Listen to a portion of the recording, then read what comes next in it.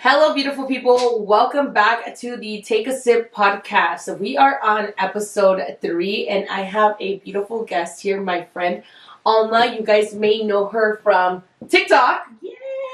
She shared quite a bit of her story on TikTok, and I'm excited to dive a little deeper with Alma and answer one of you guys' main questions. But before we do, make sure you guys follow us on Apple Podcasts, Spotify, and you can also find us here on YouTube if you prefer to see us visually, because I think I would like to look at us. I think we're easy on the eyes. We are. We're easy on the eyes. So as always, we're going to start the very first segment with an introduction of Alma. So maybe you guys don't know who Alma is, so I will let her debrief you and give you a little small intro of exactly who Alma is. Hello, everyone. I'm Alma. I am a loan officer. I wasn't a loan officer prior to sharing my story on TikTok. The reason why it's pretty big on TikTok or got pretty famous is because I shared how I was cheated on by my husband of 10 years. Or ex-husband, now we're now divorced. And I just moved on and I shared like everything that I went through from the moment we signed the documents for the divorce to the moment I caught him cheating to the moment that, you know, we decided to just like move forward. But yeah, I feel like I've helped a lot of women move forward with their lives. And the greatest compliment that I've received has been, I left my ex because of you. You. And I'm like, yes, bitch. And that is exactly how I found Alma. So I've told you guys before, it's very difficult for me to express things when I'm actually going through them. It takes me, like, I have to be past it. And I feel like when you're going through something that dark, because again, you guys know, or maybe you guys don't know, my husband of also 10 years cheated on me too. And when I was going through that, she was going through it, but she had the courage to be open about her story and like share the things that she was going through. And she was very vulnerable. And she was my saving grace. That's how I befriended Alma, because she had the courage to say and express the things that I was holding on to. And she also gave me hope, because she started her healing journey, and she started to work on herself a little bit before I did. And she just gave me that hope that there was something better, something different, another life. And I just had to have the courage to make a decision for myself. And so that's who Alma was for me, as she is for many people on TikTok. And now on Instagram and all these things. And now she inspires women too in the career field and to pursue their dreams. And it's never too late to do something different. So she's just overall an incredible human being. So I'm excited to be sitting with Alma here today. I'm excited to be here. Yeah, I'm like, and she's also a mommy. So just everything. Our lives are pretty similar. So you're going to hear a lot of the same types of opinions, but just a little bit different in experiences. Okay, so we always get started with the audience and what they have to say. So I asked today on IG what your icks are. So what are some of your icks, okay? So we're going to start with everybody else's icks, and then we're going to get into what are some of your icks. Something that makes you go, oof. And I'm sure there's a lot. So I always love to hear from you guys, the audience.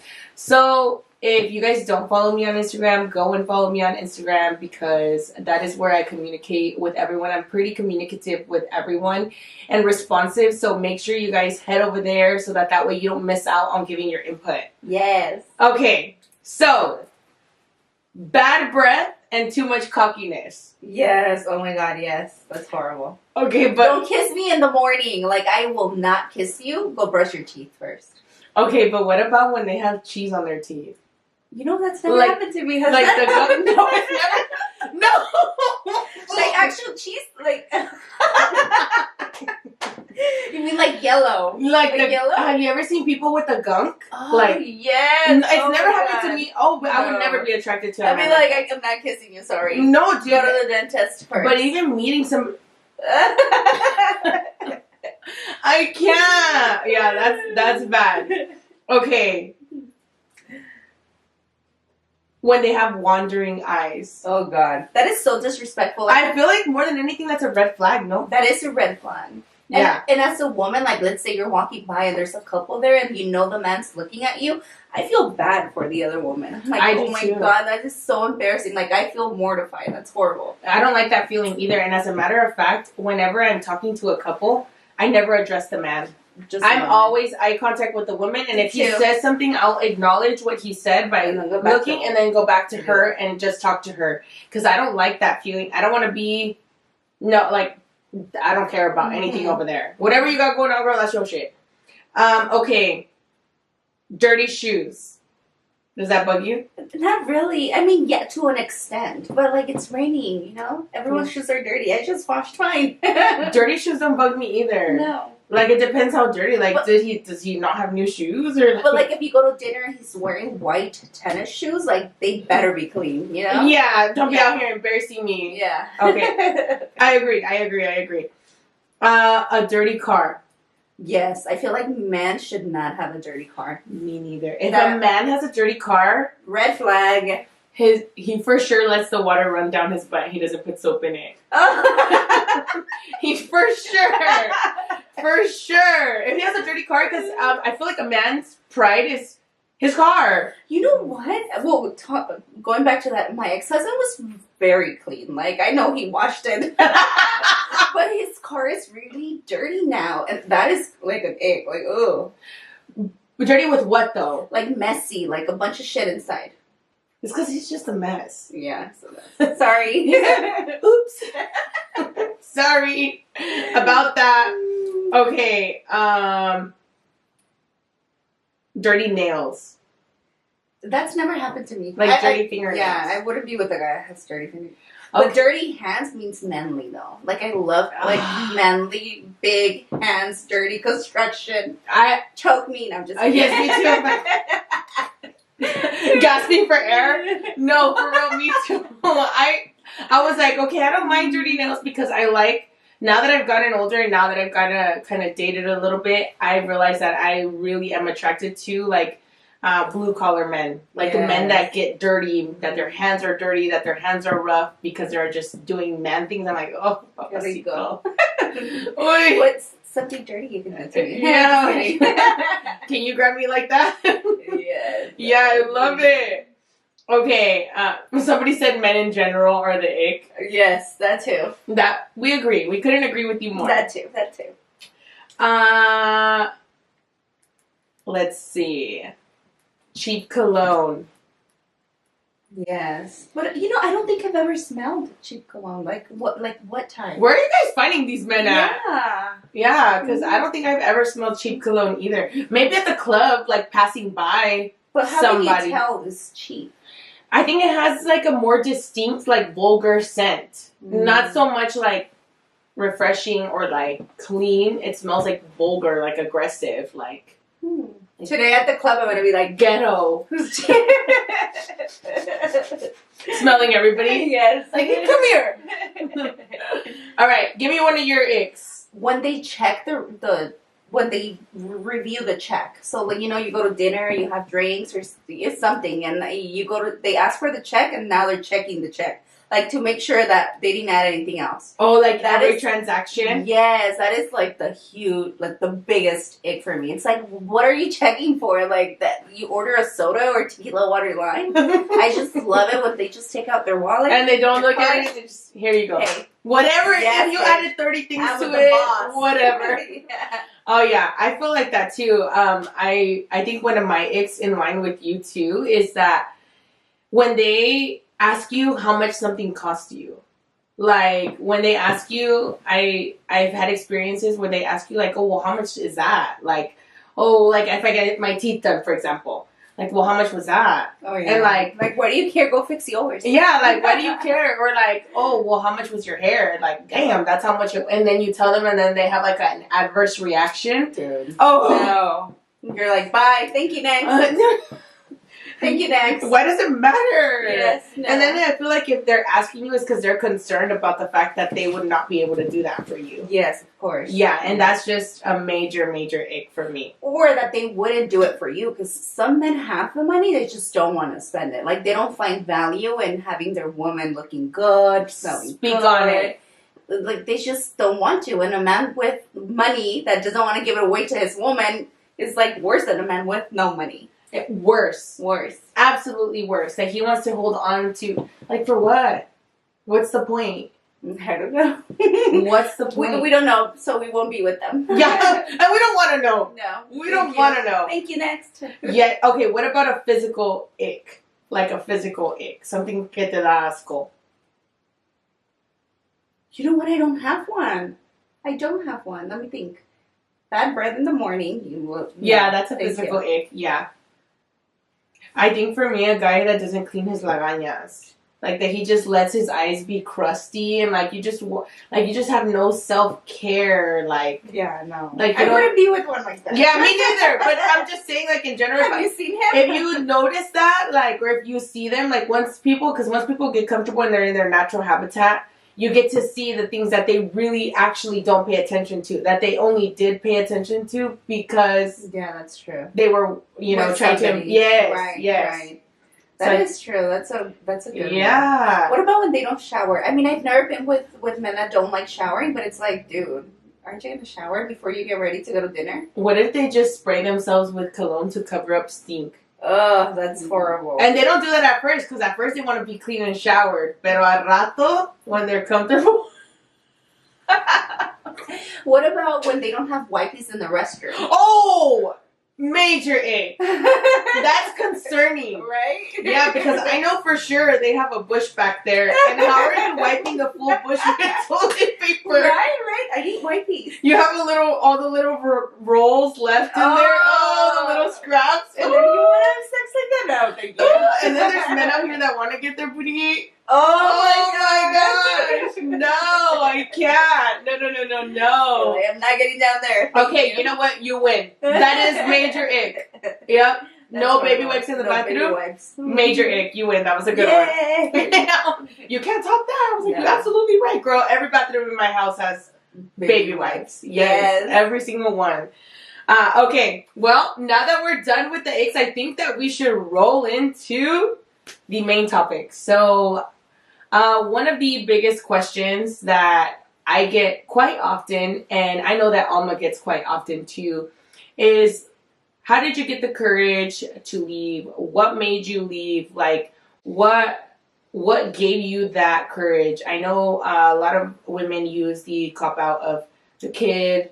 A lot of women use the comfortability that, they don't leave. And it's like, I think a lot of women ask because they just don't know how to go. And I don't think that there's a right way to go or a specific way. It's just whenever you feel.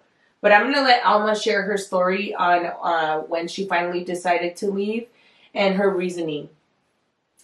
I think I was going crazy. Like, I was with this man for 10 years. It wasn't the first time that he had cheated. I think my whole relationship was like that with him, where I would be checking phone calls, phone at the end of the night, checking every single application on the phone, finding dating apps that I didn't even know existed, like POF, and always finding messages and trying to call those numbers and like, hey, are you talking to my husband? And would say his name, and they're like, no, I'm talking to another name, but he told me it's like he would tell them his name was different. And I felt like I was always messaging women on Instagram and Facebook, coming to them from woman to woman, like, hey, tell me if my husband is talking to you or trying to get at you, because I always felt so insecure and I felt that there was something going on. And I'm not saying I was a saint. I was not. I grew up in a very turmoil household, I would say. Like, my dad used to physically abuse my mom and us too. And I think that me growing up with that was something that I had in me. Like, I would always look for a reason to fight with him. And this is when I was like 19 to probably 23, 24 before I had my son. So I would always find a reason to fight for him, or I would just like blow up. Like, you were on the attack. Yes. Like, you were always ready, and that made you feel like you were in your natural environment. Yes. And you thrived whenever you were on the attack. And I was on survival mode. Mm-hmm. Like, I didn't realize that until recently, that I was always on survival mode. Like, my friends would always make fun of me because I would have a new phone. And the reason why I would have a new phone is because I would get so mad at him that I would grab my phone and throw it at him. And it wouldn't hit him. That was the intention now. It would hit the wall and it would just break. So I always had a new phone. And so when I had my son, something in me changed. Like, becoming a mother was, I don't want my son to grow up the same way that I grew up. Like, I want things to change. So I started going through this journey of self-development. And I was always looking for ways to grow, listening to podcasts, studying, watching videos or reading books. And I started learning about, I used to be a manager at an ophthalmology office, and I started learning about mortgage lending. And around that time, I was like, okay, I can do this. Like, I want to do this. And he would always hold me back and be like, hey, no, you have a stable paycheck every 2 weeks. What if you don't make any money? Like, what if... Doubting you. Yes, and then in return, I would doubt myself. So as the years progressed and I started to learn more about self-development, I went to a training called MITT. It's called Mastery and Transformative Training. That training is like intense therapy in 5 days. Like, you find out your whys. And in one of the exercises that we had, because they make you do things, it was taking out the trash, right? So we're going through piles of trash. And one of the things that came up for me was ending my relationship. And I was like, no, I can't. Like, no, I'm not going to end my relationship. Like, I'm a mom. My son is 4 years old. He's a good man. He's hardworking. He's handsome. My family loves him. My friends love him. And I always praised him, but I never praised myself. So it was always why I wouldn't leave him, and the thought that I couldn't do better.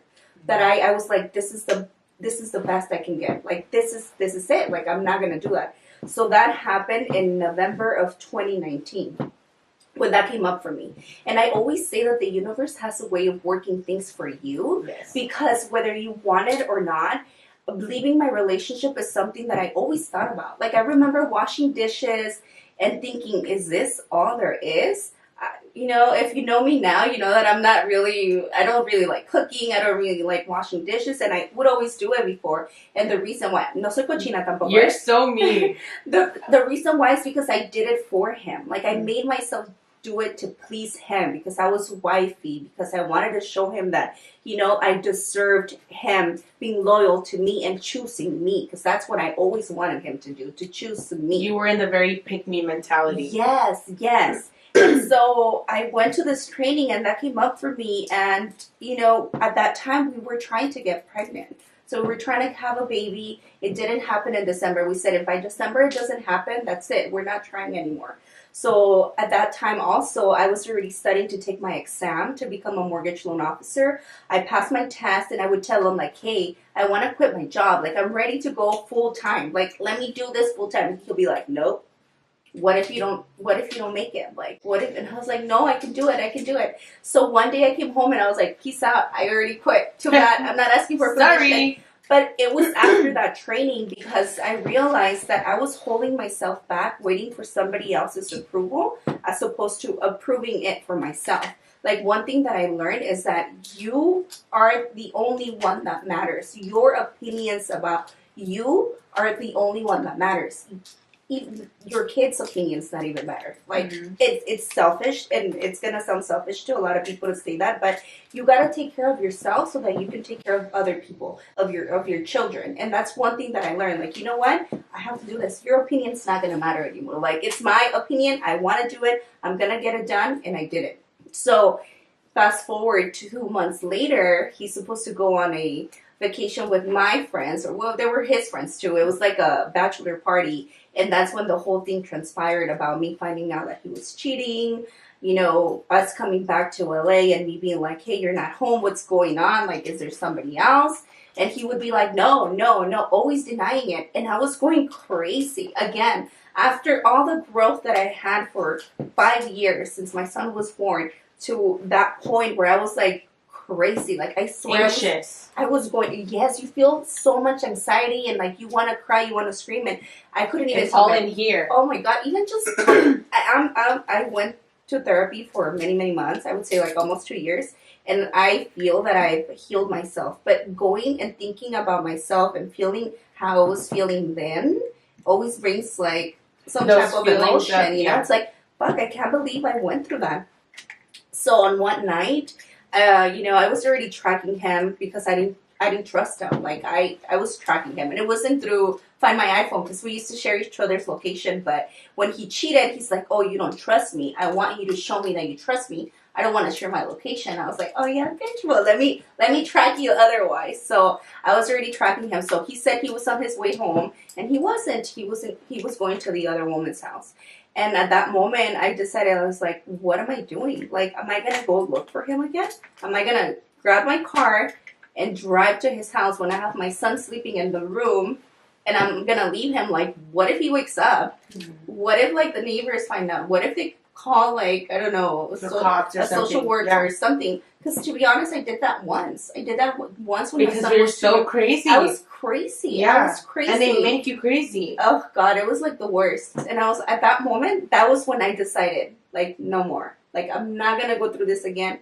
I'm 30 years old. I want more from life. I wanted a big family. I wanted to have 2 kids. We had already planned to buy a house like the previous year. It just didn't happen. Like, I just wanted more from life. I had already quit my job. I was ready to go 100% with my new profession, and things in my personal life were not aligning. And I was like, I need to work through this. So the thing that I did was turn off my phone and go to sleep.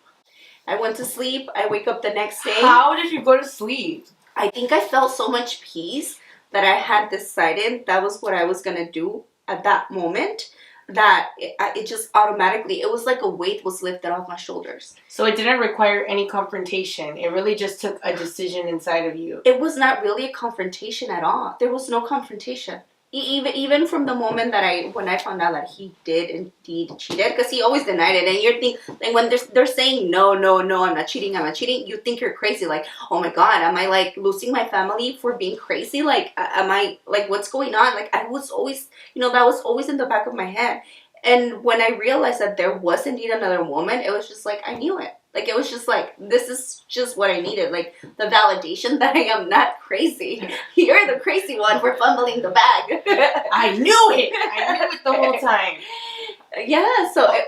Okay, so really quick, going back to when you were 19 and in your early 20s, obviously, I feel like because you hadn't developed some of these skills that you developed after going to these courses and deciding that you wanted to work on yourself and things like that, it was very hard for you to leave. And one of the big things that I stress to young girls is just leave him. Like, he's not the one. Because I don't know if you agree with me, but I feel like in being 18, 19, 20, 21, 22, you don't even know who you are or what you really want out of life. So it's best to just not focus on relationships and focus on yourself in this time period of life. 100%. Yeah, because and then it makes it harder for you to leave because you have this comfortability and you have this desire of romanticizing something because it's all that you knew.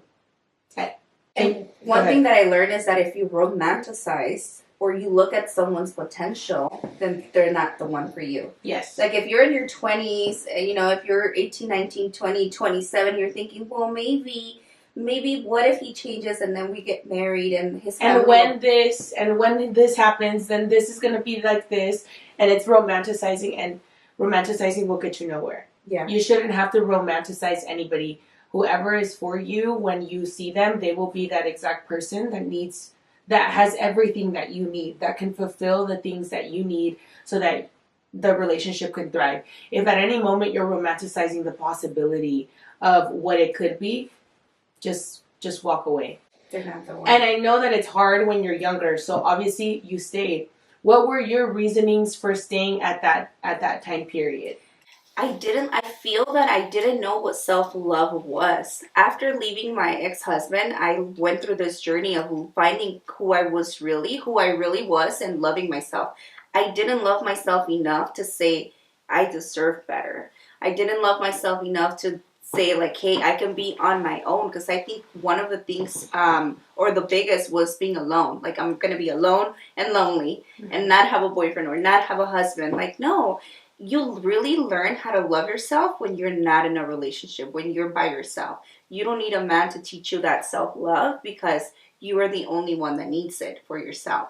Do you feel like, I know you touched on your parents' relationship a bit, do you feel like what you witnessed in your home and how your father treated your mom, did that shape kind of what you accepted or what you tolerated? I think so. So my ex was never abusive or anything like that. There's different types of forms of abuse. I think that one of the reasons why I also stayed was because I come from a very traditional family. I would say my mom stayed with my dad for 14 years. Yeah, you know? She stayed. So and I'm not getting beat up, so... Right, so I need to stay too. Yeah. Because we have a kid. Like, that was a big thing. Like, I'm going to stay because how am I going to take away my son's dad away from him? Like, that was huge. So you guys that have kids out there, pay attention to this, because a lot of the times we tell ourselves that, you know, we're staying for the kids, but are you really doing your kids the best that you can do for them? You're actually doing them a disservice because kids, you know, you lead by example and they're seeing your example. And so this is a prime example of Alma staying because this is what was customary. And it is what is instilled in us in Hispanic households of like, oh, well, I saw my mom stay and she was getting beat up. At least I'm not getting beat up. So, but I'm going to stay. So I'll stay. Yeah. You know, at least I'm not this, so I'll stay because it's not as bad as this. But if my mom could tolerate it, then I could tolerate this. And the only thing I could really tell you is like, if you have kids, just imagine their lives being exactly like yours because that's the example that you set. And I don't know about you guys, but I'll be damned if I see my kids living a life that I lived because that's the example I set for them. Hell no. Mm-hmm. I want them to have a beautiful life. I want them to have a beautiful relationship. Yeah, everybody has problems and things like that, but in a healthy way. So I'll be damned if I'm the reason that my kid is suffering in the future because I set the example of tolerating bare minimum. Right. Or not loving yourself. So if you're in this situation and you're finding it hard to leave, think about your kids reliving what you lived because you didn't set a better example. And I think that should be quite a bit of motivation, I think, to decide, like, hey, you know what? I don't want this for him, or I don't want this for them. If there's anybody that you love, it's your kid. Yeah. And your kid is, like, everything. And I think that if you're finding it difficult, think about your kid reliving what you lived because that's what they witnessed, because it matters. It matters because your childhood traumas will be your adult relationships. Mm-hmm. So that was a childhood trauma of mine, and, you know, it was my adult relationship with my ex. And after finding out that after finding self-love, it's when you start, like, knowing and noticing all the red flags that other people have. And you're like, red flag, no. And you really choose to be alone. Like, I choose to be, I don't feel lonely. I just choose to be alone. And, like, my own company is the best. And not only that, but, like, having friends like you, like Sylvia, like all the girls that, it's like we support each other. And it's like, why do I need a man to subtract from my life when I can add by myself and with my girls, you know? Yep. Unless you're adding, I don't want it. Unless you're giving me more than I can give myself, I don't want it. No. Like, please don't bother me. Please don't waste my time.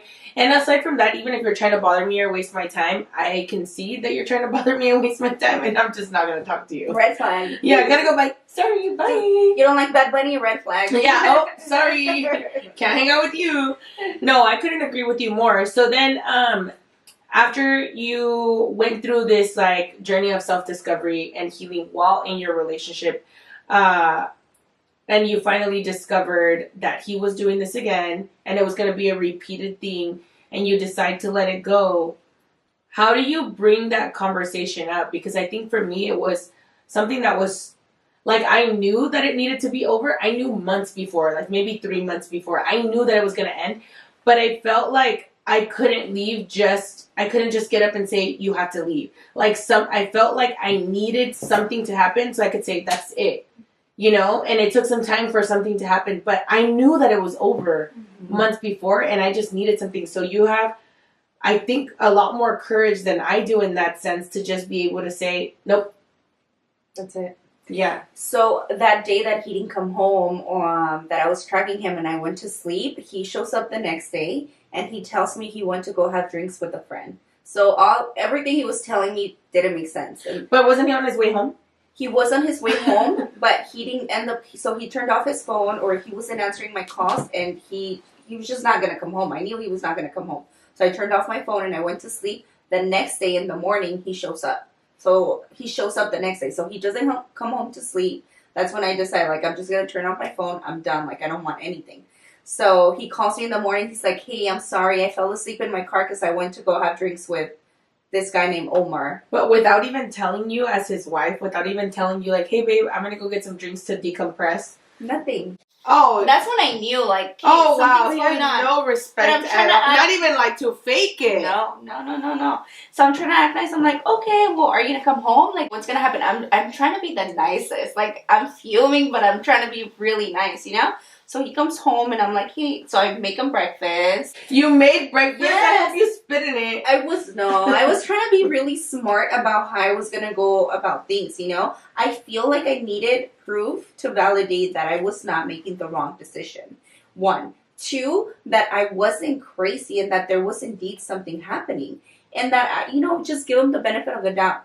If you know me, you know that I give people the benefit of the doubt. You are a very kind all person. the time. Yes. So I asked him for his phone, and he's like, "Why do you want it?" I'm like, "Because I want to know that what you're saying is true, that you went out for drinks with Omar. So let me see." So he gives me his phone, and I go through everything again, like sitting, just how we're sitting right now. And he's with my son playing, and I'm like next to him. I can't find anything, not even text messages about like we're meeting at this bar or like we're gonna go have drinks. Until I go through, Google Maps, and I see an address, and it was around the area where he was, because with the thing that I was tracking him, it didn't give me the exact specific place. It's just a radius, right? So I was like, okay, I have the address. I screenshot it, and I send it to myself. And he's like, why are you doing that? And I was like, because I want to save it. I want to know if you were telling me the truth. But I'm going to tell you one thing. You ever not come home again, that's it. I'm done. I'm 30 years old. We were trying to have babies last year.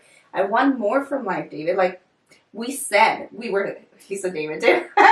We said. Oh, don't date David, guys. Don't date David. Please don't. And your son's name? My son's name, too? Let me change his name. Yeah, I'm like, my son's name is too. I'm going to call him DJ. Yeah, Junior. Lord. DJ. So I told him that, and he's like, okay. So he's still denying, and I'm trying to act normal.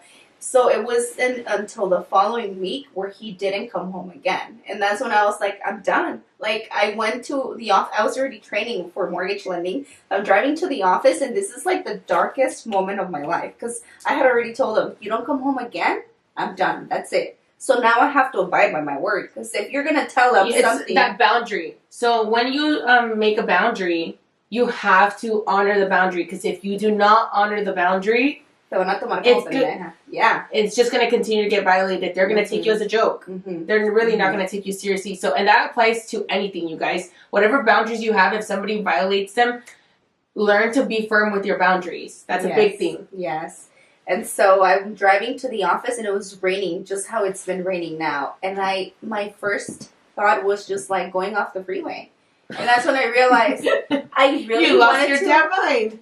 I really wanted to do something. Like, I was like, the world would be better without me. Like, I was in such a dark place. I was in the darkest place of my life, and that's when I realized I need help. So I'm driving through the rain, thinking about it. I'm like also yelping a therapist that I had saved before, and I called, and they answered right away, and they gave me like a phone consultation, and I made an appointment for the very next day. So he doesn't come home that day again, so it's twice in a row. Then I go and I speak to the therapist, and she's like, okay, so why are you here? What do you want me to do? And I'm like, tell me what to do. Like, I need somebody to tell me what to do. And she's like, you need to have a conversation with him, because if you don't, then he's going to continue to do it. And I was like, I already told him, you do this to me, I'm done. And she's like, you have to follow through with your word. Then you're done. Yeah. And she's like, it doesn't mean this is the end. Was this Nancy? This was Nancy. Yeah, she will tell you. Nancy is the best, you guys. She will tell you that you need to follow through. Yes. Well, you said that? Yeah. So you need to follow through. Yes. Yeah. She's the one that helped me. Yeah, me too. So I called him. He didn't answer. So it wasn't like a big fight or confrontation or anything like that. After leaving therapy, I felt the same way I felt the very first time he didn't come home after, after so many years. So I go home and I text them and I'm like, hey, I'm going to be going to my mom's house for the weekend. You have the place to yourself. I'm going to leave bags or luggage. I don't know what I told them in the living room. Please pack your things and leave. Like, please do that. He didn't reply. He had his red receipts on, so he read it and he didn't reply until 2 hours later. Okay, thank you. Okay, thank you. Yeah. So. I'm sick. Yeah. That was crazy, huh? Oh, he really is huge ego. Big. Huge. Then, yeah, I'm pretty sure it's the same now. But that was the day that I went home before telling him that I wasn't going to be home. And I went to the restroom. I grabbed his toothbrush and I brushed the toilet. I'm like, he's going to come home. He's going to brush his teeth. That was a little act of victory. Yes! It feels so good to do that. I was still sad, though. I was a saddie then. You're crying while you're scrubbing the toilet? So I leave for the weekend. Oh, by this time I had already told my parents. So that day I told my parents. I hadn't told anybody because I didn't want to be the type of person that I'm going to share that we're having an argument or he's doing something and then get back with him. Because that's like worse. People are not going to like him anymore, you know? No, and then they're going to form their own judgments about you. And then they're going to get tired of your story. Like, okay, you're always saying this. You're always like, they're over it. Yeah, no. Yeah. So I told my parents that they fully were 100% supportive of my decision. And then I go back after the weekend. So I go back on Monday and his toothbrush wasn't there and all the skincare. And I told him he took his new toothbrush. He took his toothbrush. I told him this I want to say like about a year ago and he's like, I can't believe you did this. He was super pissed. I'm like, yeah.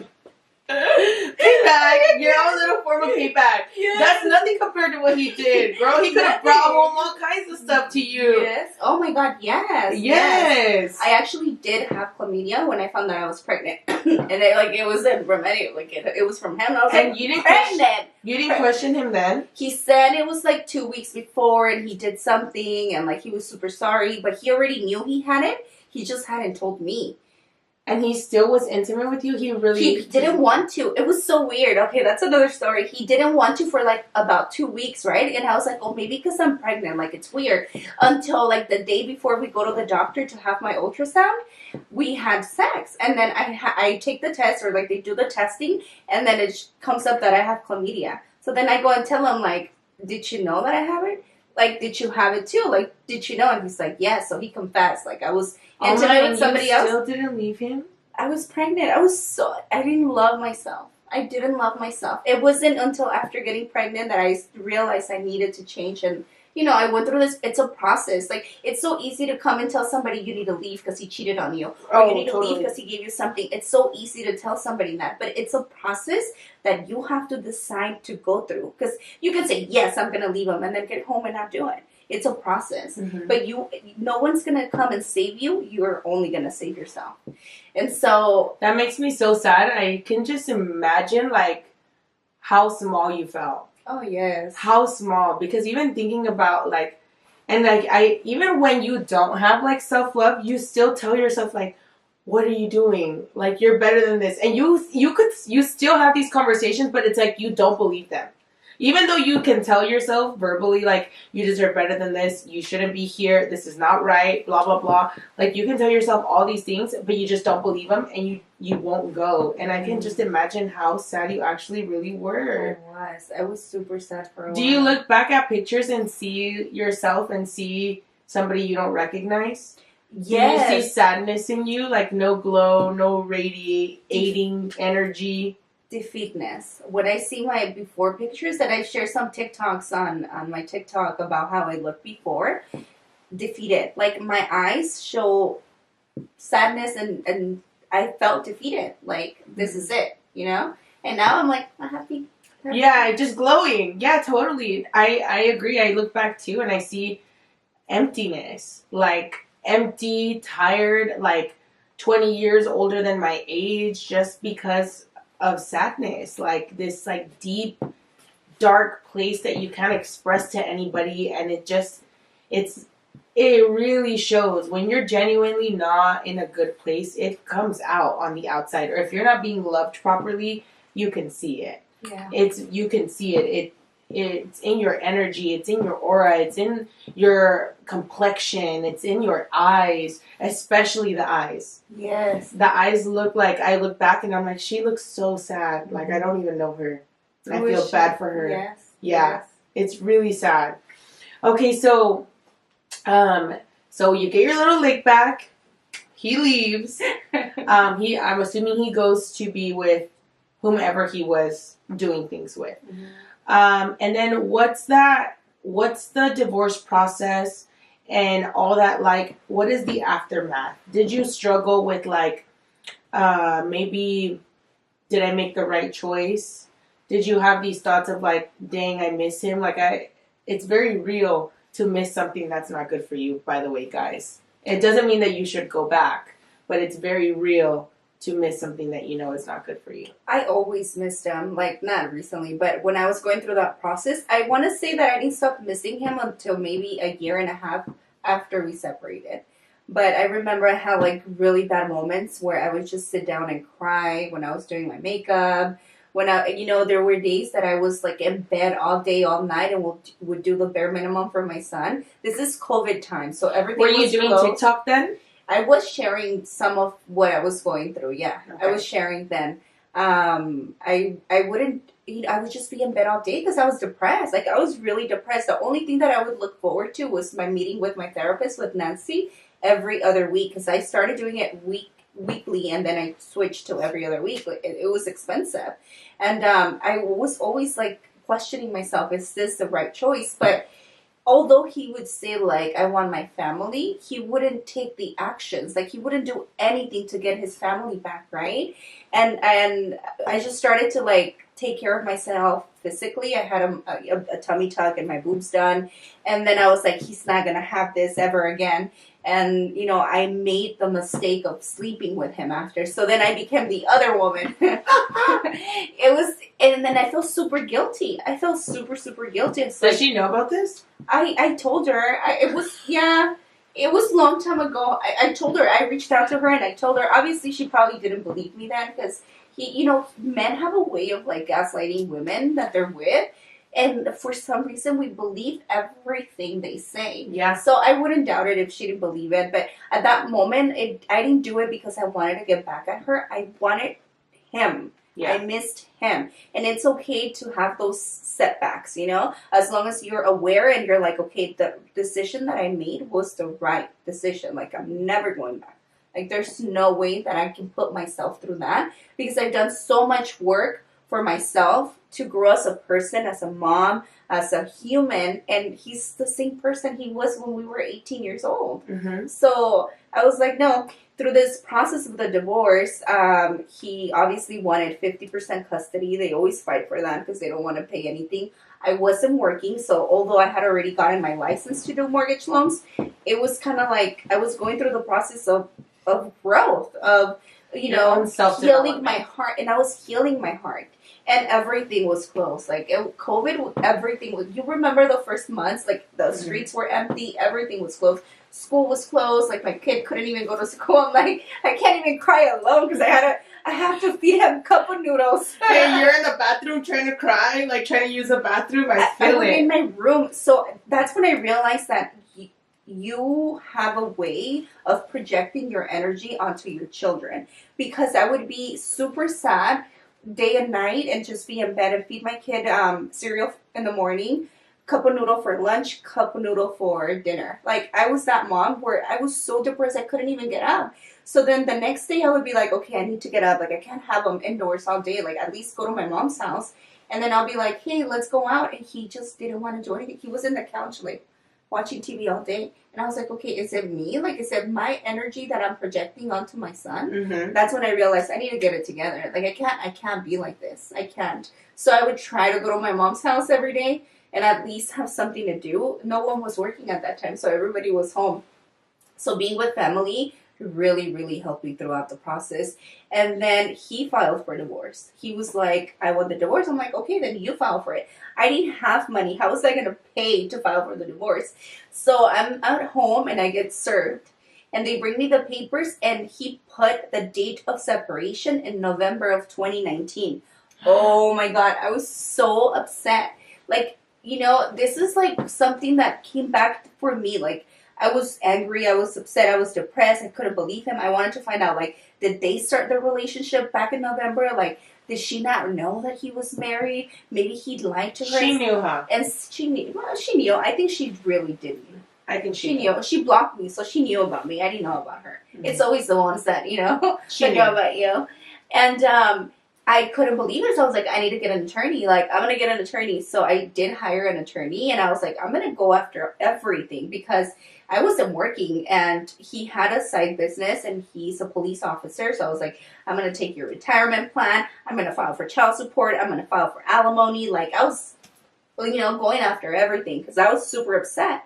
And then he stopped working overtime. He stopped doing his side business because he didn't want me to come after him. And then he was fighting me for 50% custody. Attorneys are really expensive. Like, they're really, really expensive.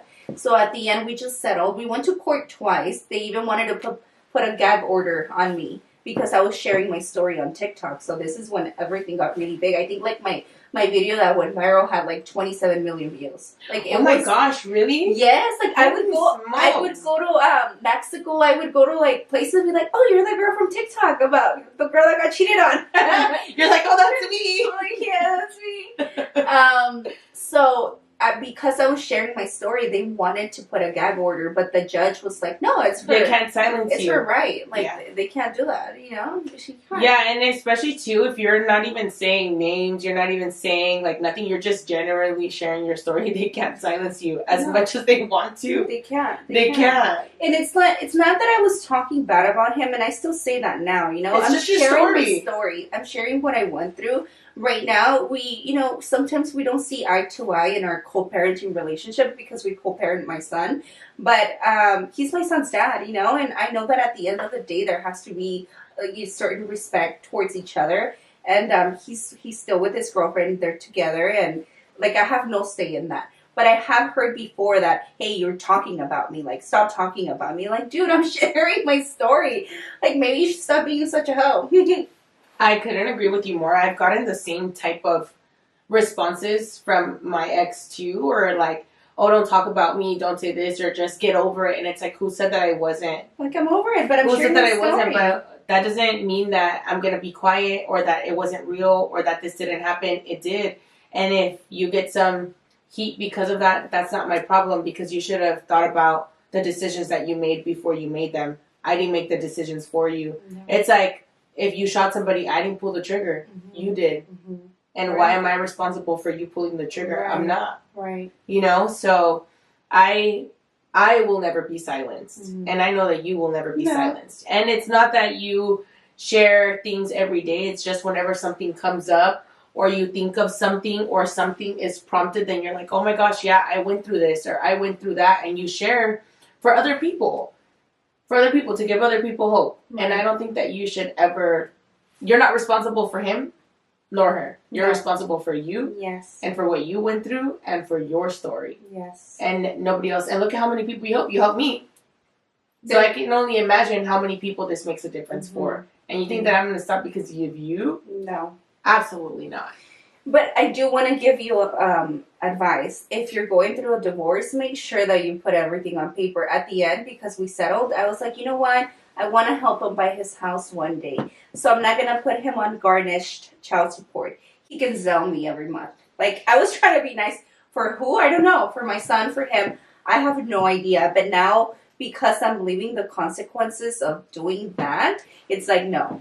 Don't try to have a good relationship. I think the worst thing you can do to a man, is so they say, is put him on child support. Like, just do it, because at the end of the day, it's only going to benefit your kid, not this other person, and not yourself. We agreed on a few things, and sometimes he doesn't. Well, actually, he doesn't abide by that. So he was fighting me for 50% custody. We settled on 40% custody. My son is with me 90% of the time. Yes, he is. We agreed, he always pays me, like he always sells me every month. That's not a problem. We agreed that if my son was to go to private school or any extracurricular activities, we would go 50-50. My son is going to private school, and he says he's not going to pay for that. Mm-hmm. Like, he's just, I can't afford it. I'm like, really? You're a cop? You're saying you can't afford your son's private school? Like, I'm not even asking you for more money. It's not for me. Just pay half of the school. Like, that's it. And he's like, I'll give you $700 a month. I don't know. A lot of people might think, like, that's a lot. That's good. I don't think that's a lot. That's not a lot.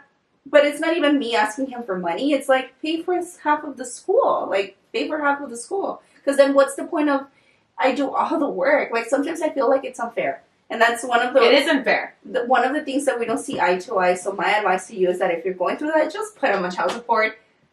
Just put him on child support. And put everything on paper and record it. Record when they're not following through with the agreement. Because it's double the work. Now I have to go through an adjustment just so that he can pay for half of the school. So, like, it's like, okay, well, time for you. If you want to do that, then I guess. It's double the work, you guys. Yeah, so just kind of do things right from the get-go, and don't expect them to follow through with what they say they'll do. Because they won't. Because they won't, yeah. And I don't think that's another thing that's really upsetting, because I've never fallen through with what I promised I was going to do. Never. Just once, actually. I always fall short. Yeah, and I only did it once with intention because we had a disagreement about childcare and things like that. And so when it came to my kids' sports, I was like, no, I'm not going to pay for it. Pay for it.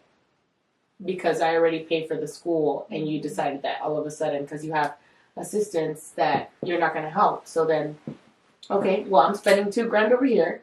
You could pay the $300 for every season. You know? And that's the only time that I did not follow through with my word, because I said I would pay for half of everything. But at that point, I was like, no. Like, I do everything. Yeah, I was like, no, that's okay. I don't know how to make a pay. Yeah, I'm like, damn. Lord have mercy. Okay, so then you're post divorce, and now you're living, and now you're dating, and he's not even a speckle in your eye. And how is life now? Tell us how life is now, because I think so a lot of people that view your content, view my content, are in the neck of it, are in the that stuck spot, and they can't either see what's ahead, and they don't see the light at the end of the tunnel, and they're just in this dark place. So tell us where you are now. There's so much peace. Like, I sleep very peaceful every night. Knowing that I'm just kidding. It is very peaceful. So I started dating maybe about 1.5 years ago. And it was good. I mean, dating is different and it's new to me because we were married for 10 years. Like what is dating? I didn't even know, are we dating? Are we talking? Are we in a relationship? Hey, buys you coffee at one store, we're getting married? Should I label it? I didn't know, but it's very peaceful. I only worry about myself and my son. I only worry about what I want to do and what my son wants to do. I don't have to worry about a third person. And everybody says, if you're going to be dating somebody for a long time or you're going to be in a relationship, you have to think about the other person. I feel that now because I'm very set on my boundaries. I'm very set on my what I expect from the other person. Just like you said, if you're not going to add to my life, then I'm not going to be with you because I'm not going to divide. I'm not going to go 50-50. I did that for 10 years of my life. Same. And I'm not going to subtract from my life. I'm just not. I'm very set on what I want. And if you're not the one that can do that for me, then I'm going to be alone. I'm going to work on myself. And then I'll be with the right person. Yeah. And then, so in dating, I know that you've had some experiences that have not been great also in dating. And but I feel like being that you have gone through what you've gone through, you kind of knew how to navigate that better. And you kind of knew when it was time to choose yourself. Yes. So I think a big thing, takeaway is for you guys to work on yourselves so that when you do start dating, because not the first person you date is going to be more than likely the one. So you have to have that, that discernment to be like, hey, I got to learn to choose myself. So just so you guys know, go ahead, Alma. I know you're going to say something. It's a work in process because the first guy I dated, I thought I was going to marry. I was like, if he were to ask me to marry him, I would marry him. I know which one. The one that took you on vacay? DJ guy. Yeah. I know. We call him DJ guy. And then all my friends met him and they were like, why? Like, we don't get it. Why? I was like, I don't know. You know what? He set the tone on how men should treat me or how men should treat women. Because he was like, he treated me like a queen, you know? And I was like, okay, this is what I want. If I don't get this, then I'm not doing it. Obviously, he fucked up too, and so did I. But it set the tone, and then, like, it just put the bar so much higher. Mm-hmm. Yeah. On what you want. On the bare minimums. Yes. The bare minimums that you'll accept. Yes. And I'm telling you guys, as you get older, too, you start to get more clear about what you really, really want and what you really, really don't want. Mm-hmm. And nothing interrupts that. No. Nothing. It's like nothing can alter any of that because you're like, okay, no, not doing that. No. Or not entertaining this. You know, it becomes very clear. Okay, and what would you say? I know that you're not looking at all. I know that you're just in a place where you're just happy and content where you are, much like myself. I'm not looking either. I'm just, whatever comes, whatever doesn't come. I sleep just as good every night. I'm busy anyways. My calendar, I can't even fit Sophia in sometimes. I'm like, oh, Sophia, I don't even, like, it's just constant things going on all the time. So if somebody comes, great. And if somebody doesn't, I'm still okay. But if you were to say what qualities would your person have? What are the big qualities that your person would have? He has to be honest. He has to be loyal, a great communicator. He has to do some type of personal and self-development.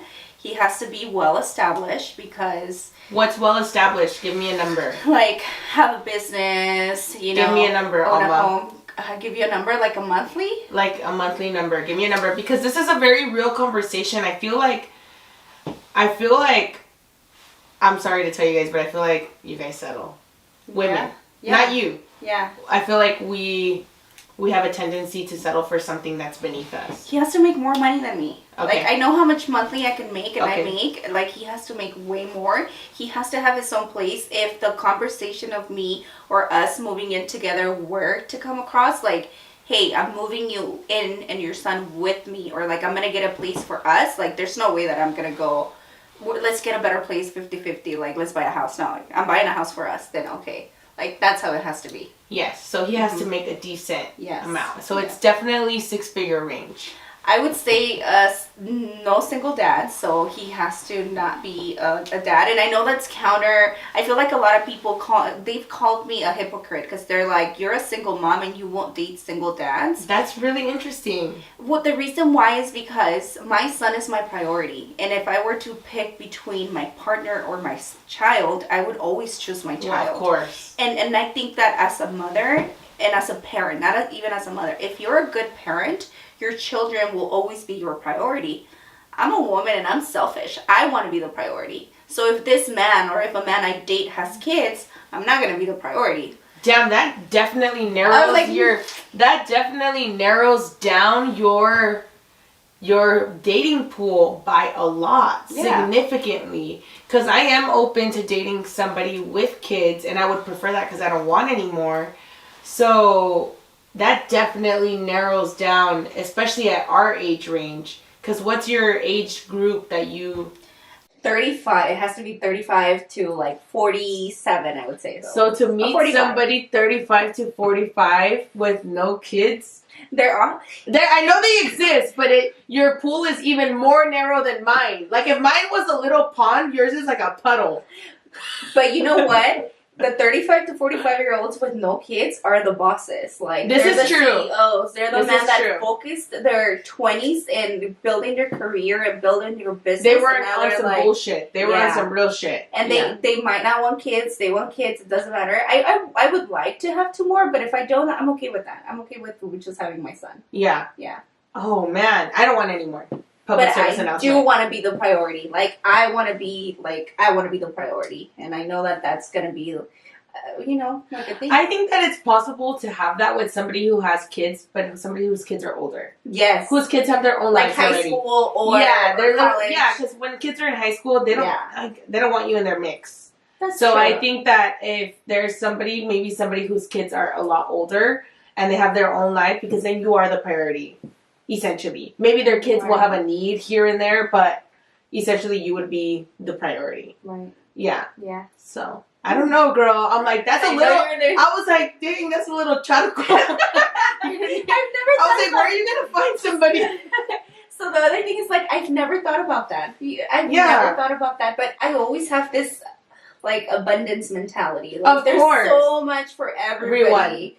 The man that's for me is gonna be there. Like, even if he's not, I'm okay being alone for the rest of my life because I love my own company.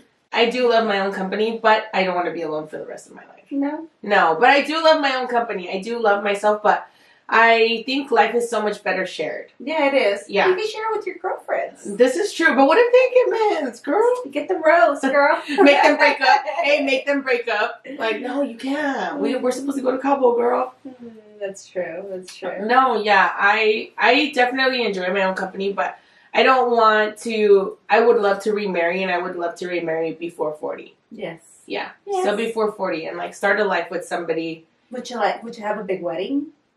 I think I would have a beautiful, loving, intimate wedding, maybe destination. Ooh, I love that. Yeah, because I never actually had one. Mm-hmm. So I think I would love to have that moment of romance and like that just intimate memory, and my kids be there and then witness like true, genuine love and like, just it be such a family loving thing. And I moved from a place of pure love. Like anything I do is always out of like love. Like it's always like I'm always concerned or, it's just always love. And so I would love nothing more than to be in a room of people that I love and just feel that radiate in the air. I can already feel that. You're manifesting. Yes. Yeah. So I hope I know that that day's gonna come, and I'm gonna bring you guys with me. Yes. I'm like, I know that day will come, but I know it'll come for you too. But yeah, I would love that. I love that. Yeah. Right. Yeah. So I still believe in love, you guys. I can see the happiness and the love in your eyes. That's gonna happen. Thank you. Definitely. I love that. See, that's one of the best compliments ever. Honestly, it's one of the most beautiful compliments ever to receive. But yeah, I wish that for both of us. Okay, so we've talked a little bit about everything. Now I know people had questions because I did ask on IG if anybody had questions for Alma. So let's get into a few of those before we close. Let's see. What was your biggest fear when you decided to walk away from your marriage? Not being able to support my son. So I feel like growing up Latina, I feel like you're either with your man or you're a self-sufficient, independent woman. Oh, like there's no in between. Like we can't be soft, feminine, be provided for. It's either your mom is making shit happen and like your dad's just there, or he's doing it and that's it. Yes. Yeah. That was my biggest fear, especially coming from like you're not going to be able to make it in your new career. That was like the biggest, like, what if I fail? He definitely did a great job of making you feel beneath him. Mm-hmm. Like casting doubt in you, but I think a lot of that stems from their very much own insecurities, because I experienced the same thing. And it's their insecurities of them not wanting to allow you to see the greatness that's in you, because then they fear you leaving because you found the greatness that they already knew was there. And they're insecure about that. Or they have a lack mentality, like... Oh, that too. Don't ever date somebody with a lack mentality, guys. Don't do that to yourselves, because the lack mentality will have you limited the rest of your life. Oh, God, yes. Yes. Yeah. So don't do that to yourselves. No. Okay. Oh, you look really good in your hair color. Tell her I love it. Okay. How is your dating life currently going? So we know you're single. We know you're not settling. Any instances in dating life that you want to share? Maybe a little brief story about dating or somebody that you dated. Doesn't have to be recent or old. Anything. So I think that I'm very selective in who I go out with or who I'm going to share my energy with, and I think it's really important to be very selective of who you sleep with, I would say. So to me, it's like I'm gonna sleep with somebody that I'm gonna date. I want to say like the first guy that I dated, he was like the one that I set the tone for me. Like I really liked it. So if I were to date again, it would have to be someone like that. Like not him. Because, right, of course, yeah. He's in the past. Like rule number one: we never date anybody from the past. But somebody like that. Mm-hmm. Yeah, somebody like with that vibe. Yes. Is there something that this is a me question for you. Is there something that you learned that you liked in the bedroom that you didn't know in your marriage? That was exciting. Toys. Aye. But it wasn't with that guy that I talked about. It was with the guy that I just ended things with. I dated him for almost a year. It was going to be a year, but he really put things into perspective. I'm like, what? My body can do that? Woo! 3 times in a row? I didn't know that. Dude. Yeah. I think, yeah, me too. Like, there's some things that I experienced post that I'm like... You're like, wait. Oh my god, I didn't know I loved being choked like that in that way, or like slapped like that. Spit in my mouth. Spit in my mouth. Slap me again, like knock me unconscious. That's fine. I think after some of my experiences, I was like, okay, I really like that actually. And just know that you would have not known that side of you if you were still with, that other person. Yeah, there's a lot of stuff that I enjoy now. Yeah, I love it. Thoroughly. Yes. I'm like thoroughly. I'm like it's got a little hot. Okay, and we'll do one more. How do you know your marriage is really over? Like, is there a definitive answer to that? If you're questioning if your marriage is over or if it's worth continuing, that's your answer. Like the exact moment that you doubt that relationship, that means that relationship is doomed and you have to walk away. Yes, it's a process. Make a plan. It's like if you're a stay-at-home mom, if you don't have, you don't work. The resources. Make a plan for that, because the moment that you start doubting it, you're just prolonging the inevitable. Mm-hmm. Like it's going to happen. And it's up to you if it happens now, in 3 months, in 6 months, or in 10 years. Yep. And then you're 10 years older. 10 years older, and you're gonna need more Botox. Yes. And that's rough. Yeah. It's expensive. It's expensive, so do it now. Yes. Okay, and to close out, I always want to leave with the most positive note possible. So if you could leave us with maybe your favorite quote, or what motivates you, what inspires you, leave us with something, a piece of Alma that is a very beautiful side of you. Always love yourself, and always choose yourself, because when you choose yourself and you choose yourself from loving yourself, so many things can happen. You could be in the darkest moment right now, but there's so much light waiting for you the moment that you make that choice. You guys heard it here. Thank you so much, Alma, for being here. I really appreciate your time. I appreciate you coming here and sitting with me and being vulnerable and sharing your story. And I know that it matters, and I know that we didn't meet out of coincidence. I know that it had a purpose, and look at how far it's got us. Yes. Like 2-3 years later. Yes. Who would have thought that we would be sitting here on this couch, that is crazy, smiling, about what we went through? Yes, because we weren't smiling for a long time. No, and we got here, and look at us smiling. And on the other side of everything that we felt maybe we would never make it out of. Yes, that's true. Yeah. Thank you for having me on the podcast. Yes. Chasing different dreams. Wowzers. Thank you guys so much for being here. I love you guys, and we will catch you guys on the next episode. Thank you. Ciao. Bye.